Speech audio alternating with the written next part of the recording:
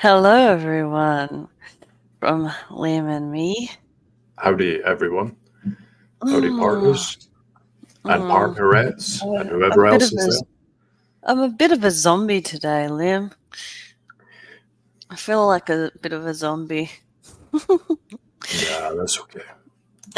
So I'll see how we go with the reading side of things. We'll be good. Just a little bit of reading. Just a little bit, an hour's worth. So, anyways, let's get to it. Let's do it. Um, I need my reading glasses on, don't I? Okay, I will put them on. Sorry, guys. Just change of wardrobe. So we're on part 62 now. Yep. Part Amazing. 62. Amazing. I think we're like, are we?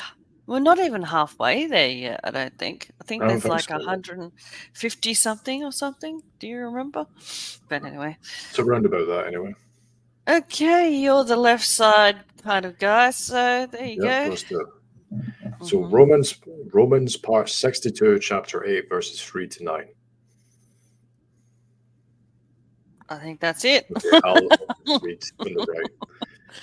Did So you want to read the other side? yeah, so I'll read from the right, and then I'll read the left side, and then you can read the right side on the other Yep, page. sounds good. For what All was right. impossible to the law, in which it was infirm through the flesh, did God, sending his own Son in the likeness of sin's flesh, and concerning sin, he condemned sin in the flesh, that the just requirement of the law may be fulfilled in us, who are not walking in accord with flesh, but in accord with spirit. For those who are in accord with flesh are disposed to that which is of the flesh, yet those who are in accord with spirit to that which is of the spirit.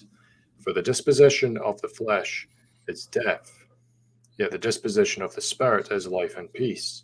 Because the disposition of the flesh is enmity to God, for it is not subject to the law of God, for neither is it able.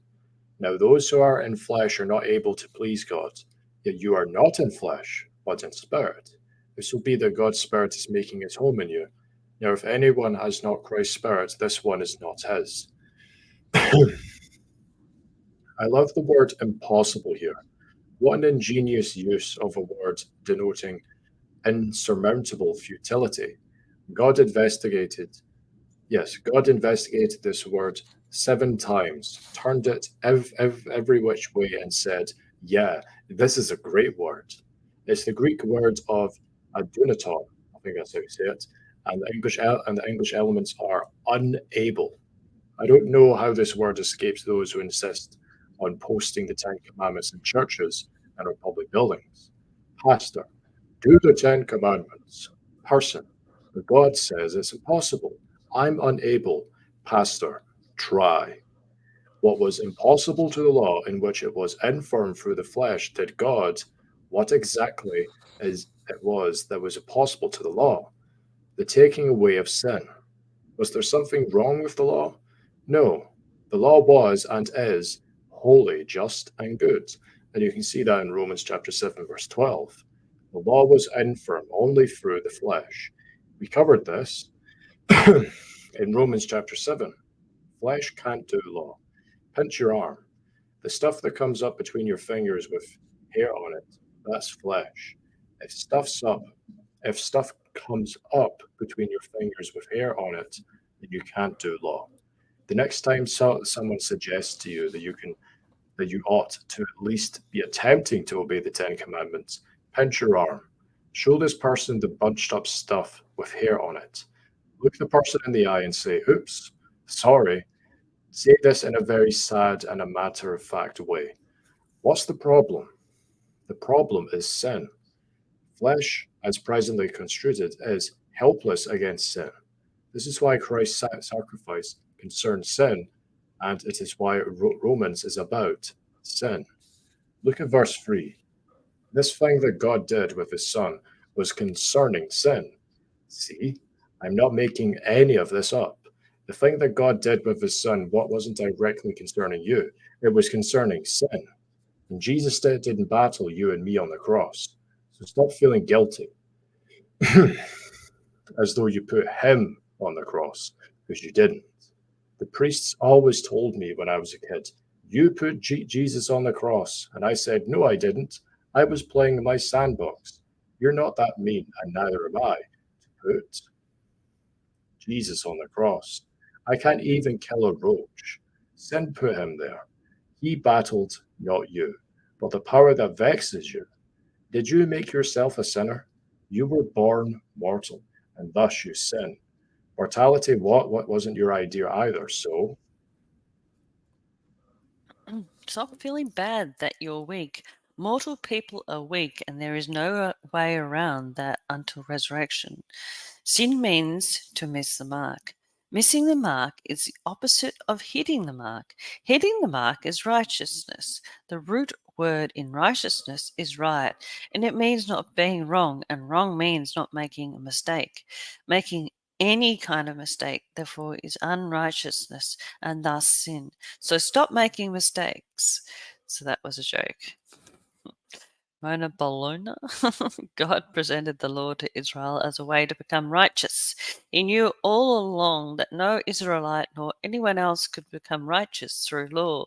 All any intelligent person could do was to pinch their arms and bunch up stuff with hair on it and do what they could.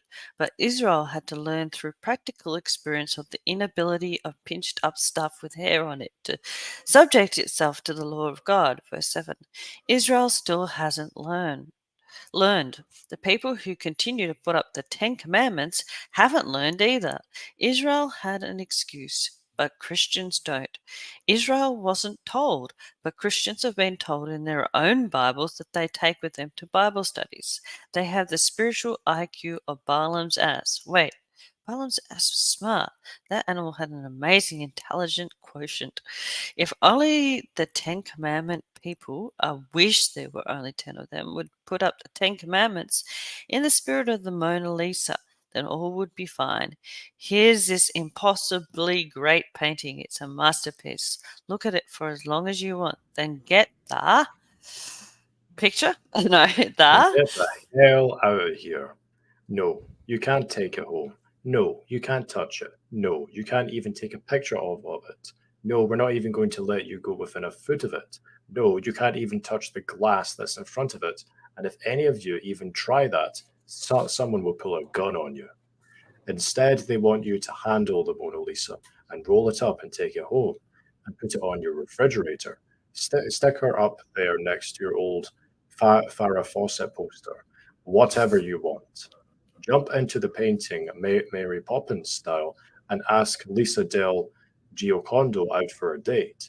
These references are, wow. Light her cigarette, kiss her tobacco tainted lips. She is meant to be used. Oh, no, she's not. Get the hell away from her. She's meant to be admired. Be in awe of her, then slink away. She's too much of a woman for you. Step backwards and never forwards. We have guns, and we know how to use them. Did God? For what was impossible to the law, in which it was infirm for the flesh, did God.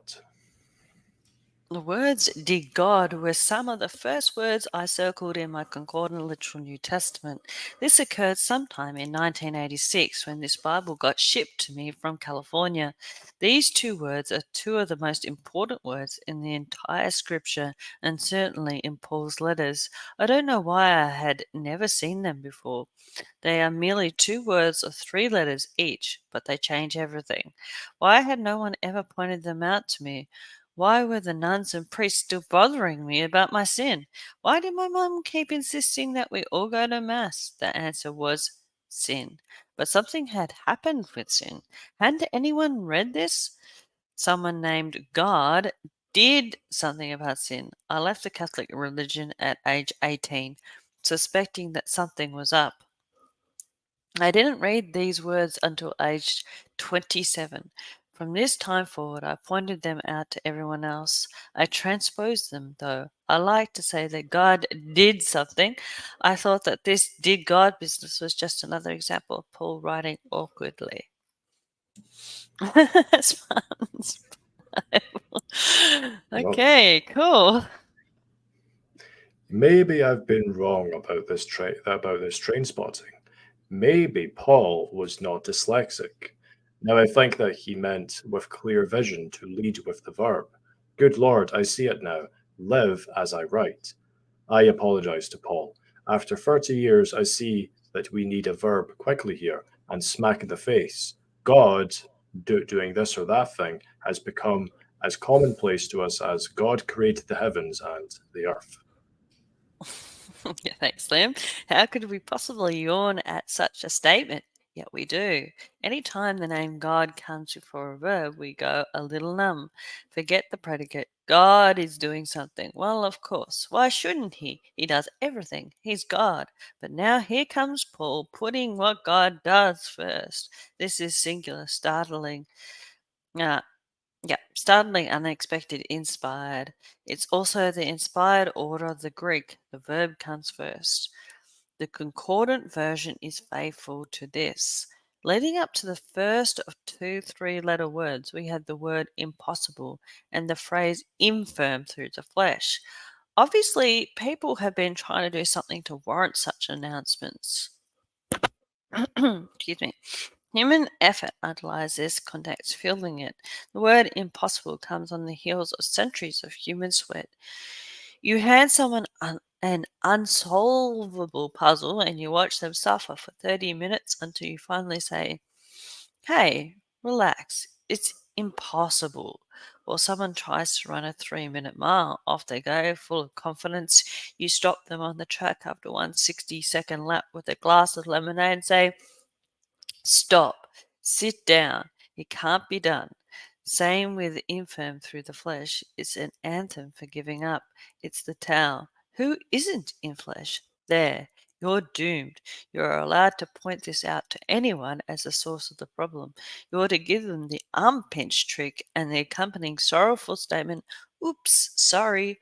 The problem is trying and failing, but how does anyone get out of this? On the heels of all this human trying and failing, involving very intimately, I might add, verbs, comes another verb, did. What you are trying to do, someone already did. Get the verb? Open the history books, concentrate on the verb and the tense of the verb, which is past. Allow me to review. 1. Get the verb first, then 2, the tense of the verb, then 3, find out who did what. Now you have a 3-step process with which to combat lawbringers. Bringer, do the law. You, who's pinching your arm. Oops, sorry. And the bringer says, I said do the law. And you say, God already did it. Concentrate on the word, did. Have you noticed the tense of that verb? How God did it. For what was impossible to the law, in which it was infirm through the flesh, did God, sending his own Son in the likeness of sin's flesh, and concerning sin, he condemns sin in the flesh, that the just requirement of the law may be fulfilled in us. We're not walking in accord with flesh, but in accord with spirit. I also like the verb of sending. This is what God did with Christ. There are verbs all over the place in this context and attributed to God.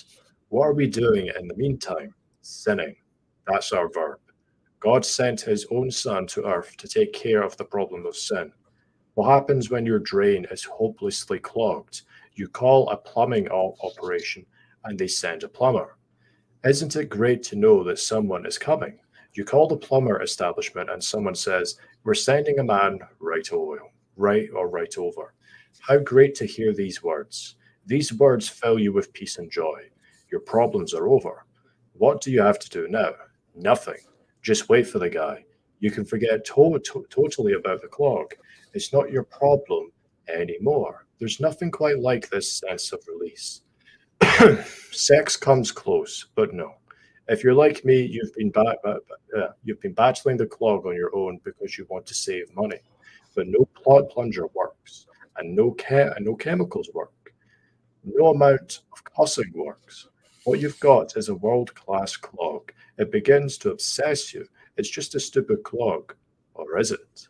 It becomes a metaphor of life.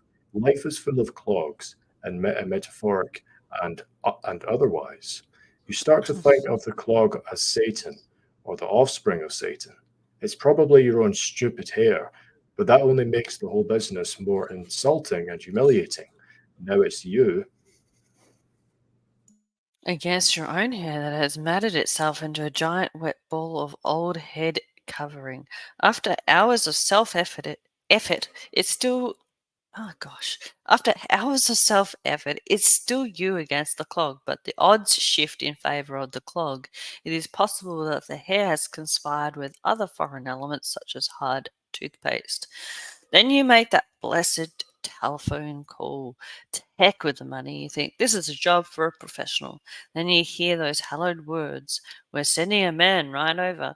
The money no longer matters. Relief is on the way. You will give anything in exchange for the joy that this saying brings and the prospect of clog-free living it promises. Oh gosh, my throat today. The guy comes over in a spiffy uniform. He says with genuine enthusiasm, I'll have that clog dissolved in no time. You could cry for happiness. 10 minutes later, he's finished. You want to touch the hem of his garment.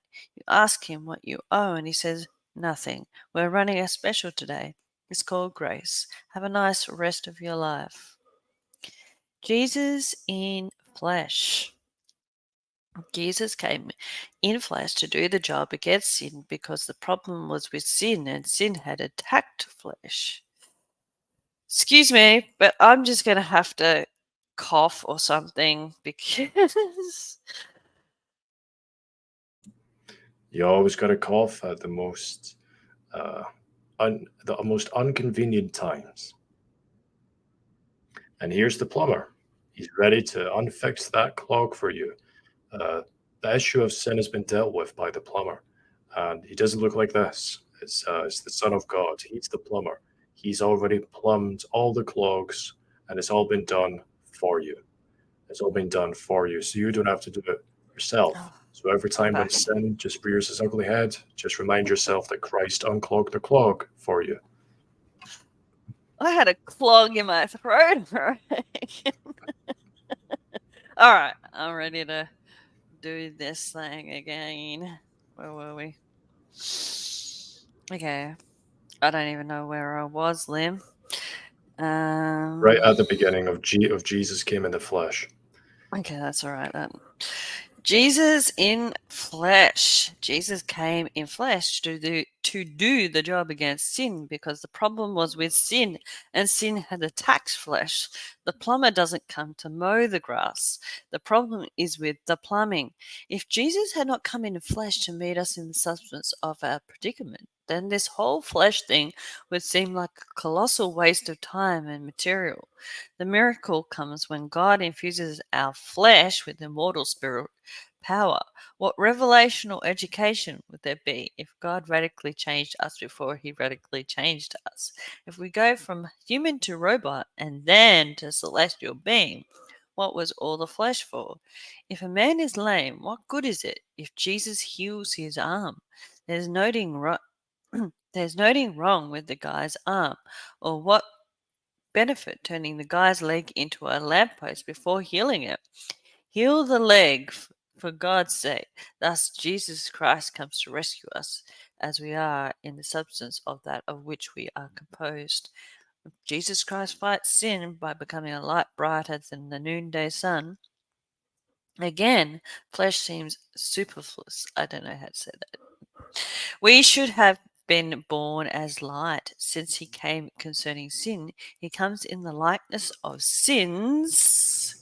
Flesh. Paul used the word of likeness here because Jesus Christ's flesh wasn't sin infused. And and other than this, his flesh was identical to ours.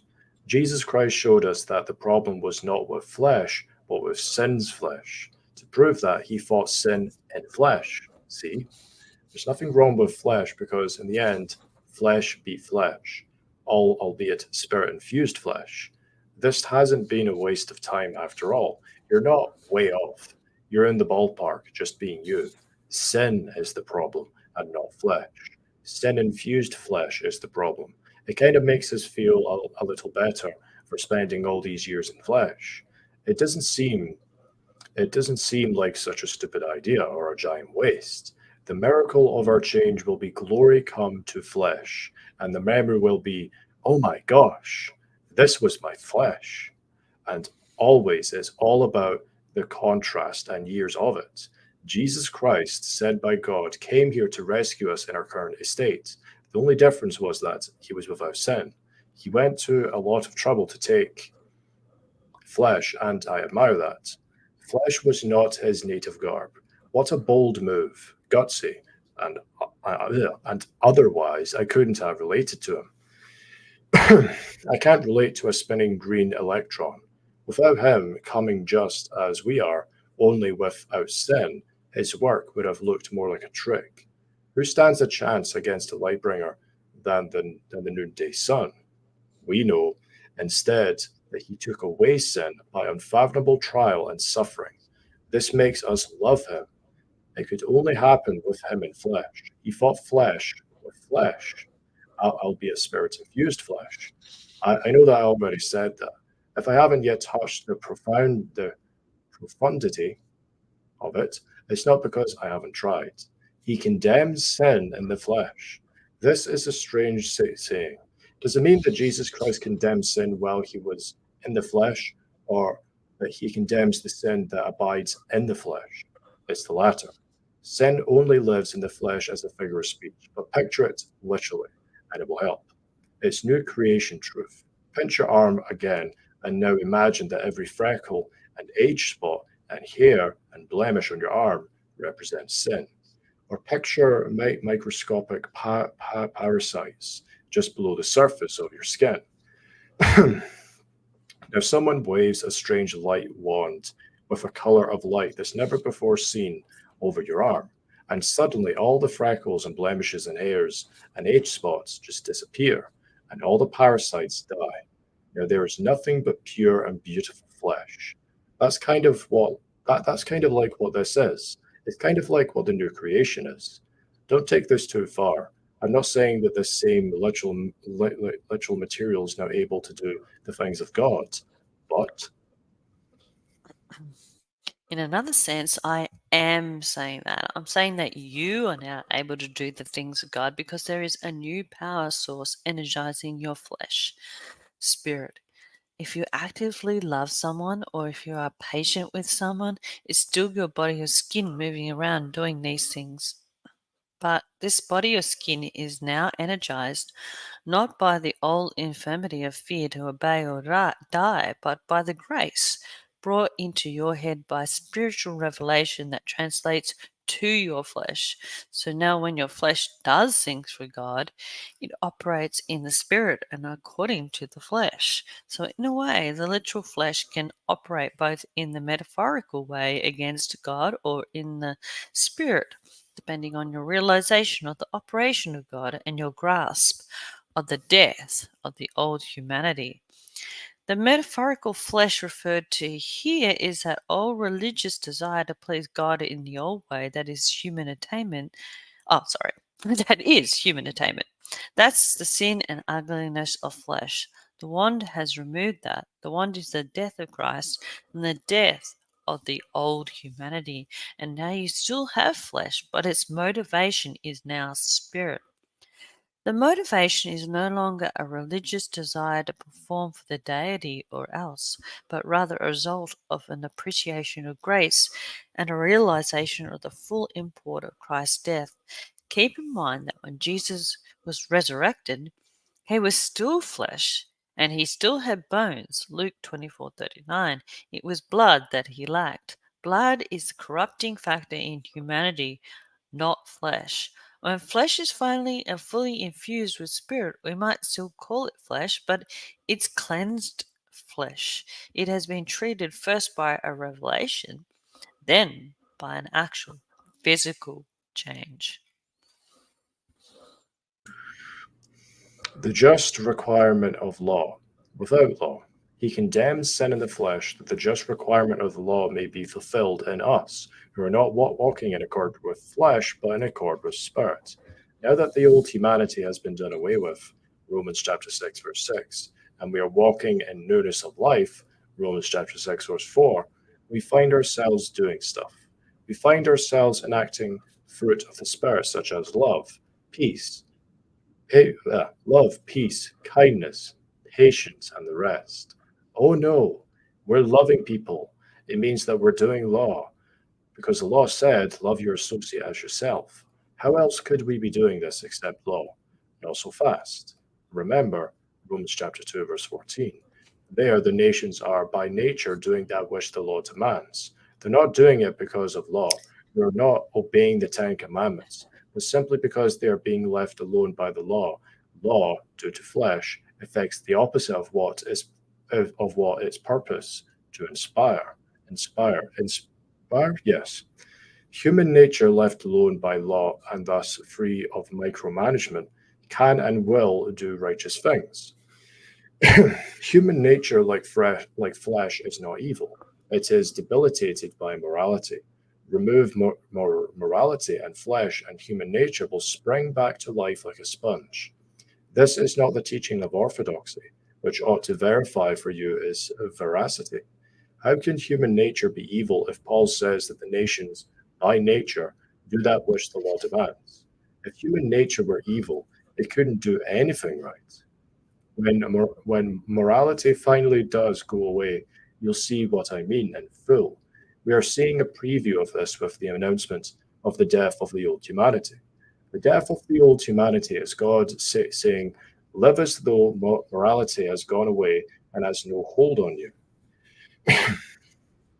This is the equivalent of present yourselves to God as if alive from among the dead, and your members as implements of righteousness to God. You can see that in Romans chapter 6, verse 13. See?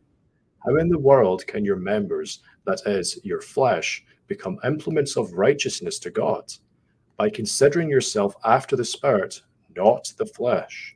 And so the just requirement of the law may be fulfilled in us, who are not walking in accord with flesh, but in accord with Spirit. If we are walking in accord with flesh, we would be trying to do the law. Romans chapter 7 says that those who try to do the law will not only screw up the law, but become inordinate sinners. Romans 7, 5, chapter 7, verse 5 to 8 and 13. However, when we walk according to Spirit, we do not try to do the Mosaic law or any law. We flit about in happy freedom like butterflies. The unexpected result of butterfly exuberance grace is that we fulfill the just requirements of the law, such as love. We don't do this through law, but apart from it. That's the shock. It's the shock that Israel can't and still has not accepted. It's hard enough for us to grasp and live it. We think that when we give up law and forget about trying, that the wheels of morality will come off and will crash into a ditch. Not so. It's the opposite. By walking in spirit, we end up doing what the law was shooting for, but without its agency and ultimate interference. It's like being airdropped on top of Mount Everest. We're standing on top of the world without having climbed to the top of the world. No wonder the Jews hate the very concept of grace. They're still eating yak meat, the Sherpas at Camp 1. So we've done that, and I'm going to take a break for 2 minutes or so. Go ahead. So, yeah. Thank God we don't have to deal with the issue of sin. Because if I was dealing with the issue of sin on my own, I would just be dead. I would just be in the soil and I would remain in the ground and I wouldn't be resurrected. And the same thing can be said for every single one of you guys. Thank God for Christ and for what he did for us all. For every single person that has ever lived, is living, or will live. He died for every single sin of every single person, of every single being that is, was, and ever shall be. Amen to that. Thank God. Thank God for Christ and for what he did. Thank God that the old humanity was crucified with him. Thank God that the curse of Adam, mortality and death, have been defeated at the cross, and one day death itself will be abolished, and all of creation will be immortal in Christ, and God will become all in all of creation. Thank God for the good news of salvation, the good news of our salvation, and the good news of the salvation of all humanity. Thank God. Thank God that we have this understanding. You know, our lives can be incredibly difficult. They can be incredibly tedious and boring and uh, tiresome and difficult and painful and shameful and just awful. It can be a nightmare at times. It's long and tedious and full of hardships and trials and tribulations.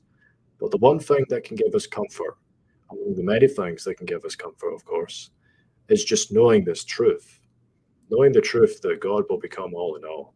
And you can look outside your window, you can go outside onto the street, and you can see all the people that are walking by, all the different shapes and sizes, the men and women, the black and white and Asian and all different nations and nationalities. You can look at them all and you can say, God loves them. Jesus died for their sins. Salvation has been accomplished for them. And one day they will be justified. One day they will be conciliated back to God and they will be reconciled back to God. One day they will be. I don't know when that day is coming. But I know that God has chosen me to be the person to herald to them the real truth, the hidden evangel, the evangel that was given to Paul, the evangel of grace, the evangel of the untraceable riches. You can't even trace it back. Untraceable riches of Christ. Every single person will know this truth, the salvation of all things.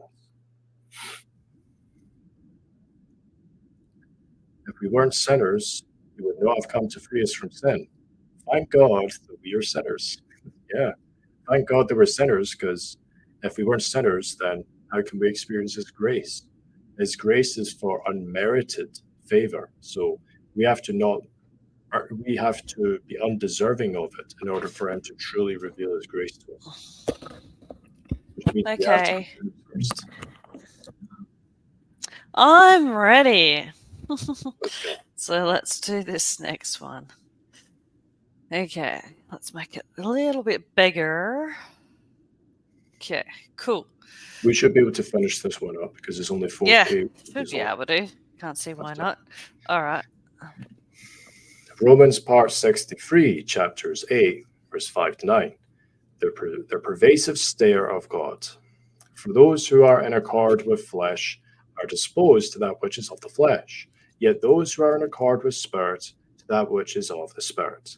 For the disposition of the flesh is death, yet the disposition of the spirit is life and peace, because the disposition of the flesh is enmity to God, for it is not subject to the law of God, for neither is it able. Now those who are in flesh are not able to please God, yet you are not in flesh, but in spirit, if so be that God's Spirit is making his home in you. Now, if anyone has not Christ's Spirit, this one is not his. When a Christian points the finger at someone and says, "You're a fleshly person," we expect to look into the eyes of sex, Maybelline lash enhancer. Okay, drugs, Yep. a like a Camel cigarette, and rock and roll like like the Steve Miller hits from the 70s. These references, man, I swear. When Paul in Romans chapter 8 points the finger at someone, however, and says, "You're a fleshly person," we look into the eyes of church. See you next Sunday. Law, behave yourself for God, and emotional splash posing as spirituality. I can't say it, Liam. Posing as spirituality. Sway, cry, raise your hands for Jesus. Las Vegas and the Bible Belt. In Romans chapter 8, we are considering an entirely new category of flesh. Here is flesh as God and Christ see it. It's not the flesh of the prostitute, but of the preacher. Forget Las Vegas. We're driving into the Bible Belt now. Those who are in accord with flesh in Romans chapter 8 are disposed to the many ways flesh imagines that it might please God. Yet those who are in accord with spirit sit very still to look hard into what God and Christ have accomplished for their sakes at the cross. It is a disposition of, "I need more revelation, please," rather than I need more time and opportunity to work. Revelation thrills the inner man. It is a deep satisfaction that would bore a Trinity Broadcasting Network audience after death. Flesh gravitates towards death, according to Paul, although the flesh doesn't always recognize death because many deathly things in this world pose as life. It would seem that striving to save one's soul would indeed save it, but such an activity only loses it. Good guess, though, flesh. The disciples raved over the temple's stateliness, but they placed their bets on a destruction doomed building. Strike two, flesh. How can life and peace live in a building? Strike three. Life and peace are inward entities. You just can't hang a sconce on an inward entity. Ceremonies send life and peace packing. There are so many ways to screw up a ceremony. You can arrive late, for instance. You can repeat the wrong words. You can fall down. I love watching YouTube videos of weddings gone wrong. I had this I hate ceremonies thing. Sorry. I like it. When people trip on the white silk runner, when cakes collapse, or when the ring bearer poops his pants, we that was the perfect reference for Chris. He's not here. There is the one time when it says it in Martin's writing, poops his pants, and he's not here. Just get on with being married, people. The disposition of the Spirit is life and peace. The Spirit within us seeks these things. If we were to make death and dissequit what? To mistake death. Yeah. Disquit, yeah, for life and peace, It's the Spirit will shrug gratitude. and wait for us to return from our little escapades. Of course, we would get into the attractive but deceiving and stressful sidetrack. The Spirit would head to bed for a while. I know of a guy who this happened to. Worldwide Church of Fraud. This guy I'm talking about prayed to God for a revelation, and God sent it to him into the Worldwide Church of God. God sent him into the Worldwide Church of God for 10 years, which is not God's church at all, but rather a cult that asks for a lot of money and then sends you off to observe the feasts of Israel in many exotic locations. I think I might have mentioned this guy before. He is a dependable go to story for me. When the guy first heard about the Worldwide Church of Fraud, I mean God, from a friend, his flesh started quivering like a Dixie banjo. He was from the South. Finally, he could be who God wanted him to be. Finally, he could follow. God's laws. The spirit within the guy shrugged and said, WTF. Oh, what the fuck? Can I say that on my show, Liam? I just did. Why are we going to the Pocahontas to worship the Father and gave up and went to bed? Oh my gosh. Okay. God would rouse this same spirit again later after the lesson was learned. The lesson learned was that many things posing as life and peace in this world are actually death and yeah, it's hard to say, and disquietude. Anyway, moving on. Sometimes it takes 10 years to discover this, sometimes 10 minutes, sometimes a lifetime. Eventually, the revelation of true life and peace hit the guy I've been telling you about, and he realized that while in the worldwide church of fraud, he never would he never could get all the leaven out of his car on Friday night, Subway buns. He sometimes needed to carry stuff on the Sabbath, grudges, firewood. His spiritual life, especially his patience, never improved. When, God, will you fix my patience? His kid hated not listening to their iPods on Saturdays. God hates rock music, but especially on Saturdays, and all his money was gone. So one day he said, I'm dying and disquieted here. What happened? God had led him into the cult, is what happened. Why would God do that? Because now the guy could appreciate the difference between death posing as life and real life. The Spirit said, about frickin' time. And the guy has been cruising into what the cross of Christ what? And the guy has been cruising into what the cross of Christ has accomplished ever since. His car has been a haven for subway crumbs, but this is such a small price for spiritual freedom. Aiming to please. The disposition of the flesh is enmity to God, for it is not subject to the law of God, for neither is it able, or neither, which whatever you like to say. Now those who are in flesh are not able to please God. Romans chapter 8, verse 7 to 9. Flesh cannot be subject to the law of God, therefore God cannot be pleased when flesh tries to subject itself to his law. Have so many people miss the news flash? Yep. They change channels whenever the truth comes on, or they stop up their ears and hum really loudly. They like working too much. They don't want to hear that they've been wasting their time. Why would God create something, the flesh, that he knew couldn't please him? He wants flesh to come to the revelation of its inability to please him.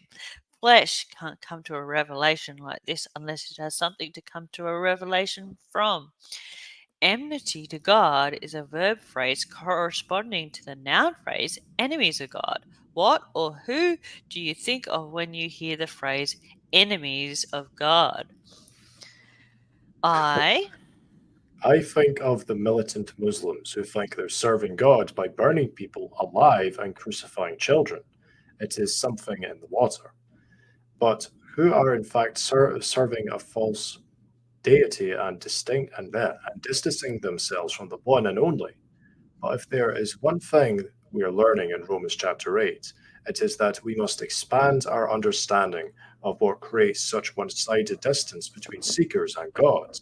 We must expand our understanding of the flesh. Certainly, burning people alive and crucifying children are great misadventures of flesh, but these are merely the obvious ones. Other flesh works of a more subtle variety operate beneath the same banner of certainly we are pleasing God. The same flesh offering hate and violence as gifts to the deity attempts similar grandstanding with personal sacrifice and asceticism. I think that's how you say that. I'm thinking now Asceticism. of the Buddhists who sit in prayer poses for hours and sometimes days until their butt muscles crack. They're not killing people, but themselves, especially their butt muscles. I am thinking of Filipinos who shed their own backs with whips and nail themselves to crosses. I am thinking of a woman I know named Rosemary Ty who attends Mass, not just on Sundays, but seven, yes, 7 days a week. She loves the ringing of the altar bells and how her knees feel after 10 minutes on the kneeler. She loves how she thinks God feels about her.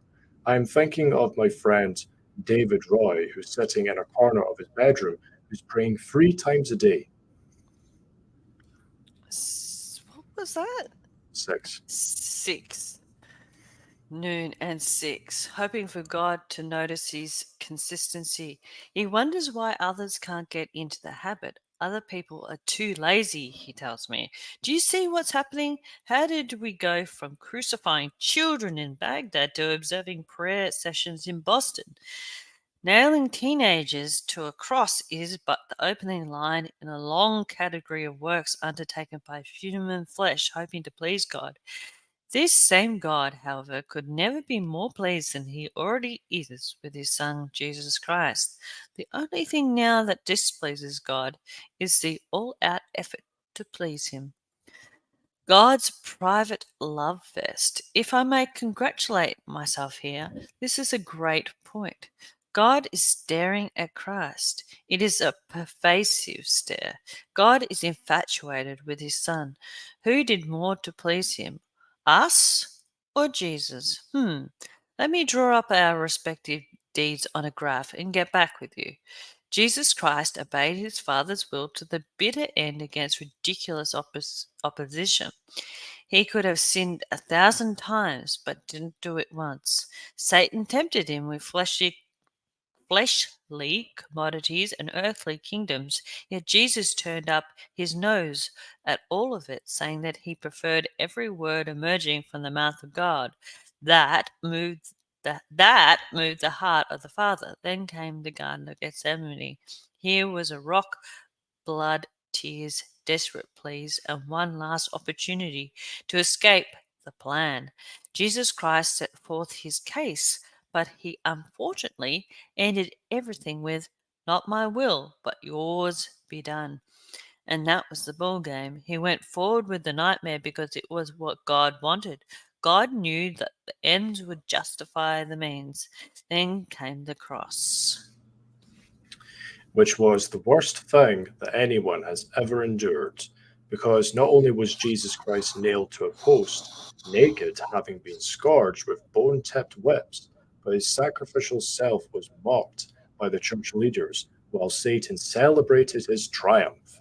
As if these things were not enough, the sins of the universe pushed him so deep into the stake, or into the stake, that he was forced to cry in despair, thinking that his own father had abandoned him. All he had to do was come off the cross and kill everyone. But instead, he drank the vinegar they offered him and declared, Father, into your hands I commit my spirit. Do we wonder now why God stares at his son so lovingly? Do we wonder how God is able to restrain his enthusiasm for our little juggling acts and sword swallowing routines? Jesus Christ went to the cross and we're juggling oranges. Wow. We're praying 3 times a day, backs against our beds, with dinner cooking downstairs. Wow. Why isn't God staring at us? The news that those who are in flesh are not able to please God ought to be celebrated, not shunned. Should anyone be disappointed in such a gospel, perhaps he or she should face a mirror 3 times a day at 6 noon and 6 and say, just who the hell do I think I am? Praying Dave is not happy. Now, Dave will say, wait a minute. If I'm not able to please God, then what is the use of the good things I try to do? I want to say, exactly, Dave, but I get Dave's lament. It's the same lament as those who say, since you're telling me that I can just go out and murder people and still be saved, then what's the use of my not murdering people? I had no idea how hard it was for some people to not kill fellow human beings or impress God with their orange juggling. The common denominator in this department of complaint is the misapprehension that God stares at us instead of at Christ. It all comes down to that. Complainers like the ones I have just described think that God is living and dying on hourly news breaks of their behavior. They think that their daily activity shows up in God's computer on a Dow Jones industrial like graph that rises and falls with the success or failure of their acts. The graph dips and spikes. Look at that. God can't take his eyes off it. God either bangs his head against his desk in utter disappointment or he fist pumps an angel that Dave has kept his prayer promise. We ought to get over it. God is staring at Jesus Christ's stock graph, not ours. Good behavior. So why do killjoys like the Apostle Paul exhort us to good behavior? Paul's plea for good behavior seeks another source of inspiration besides I've got to please God. The inspiration now subsequent to Calvary is a thankfulness toward God for being so pleased with Christ. Some of us had earthly fathers whom it was impossible to please. This poor experience infects its unhappy victims with the thought that God must be the same. He's not. God has accepted us, flaws and all, through Christ. The joy of this realization is what now inspires us to ideal acts. It is no longer a matter of do this or else, but of do this out of a spirit of appreciation that you're no longer required to do it. Is it reverse psychology? Oh, sure. God is the one who invented the way humans think. Threaten a man and he rebels. Love him and he serves. God has so thoroughly loved us through Christ that the possibility of failing Him no longer exists.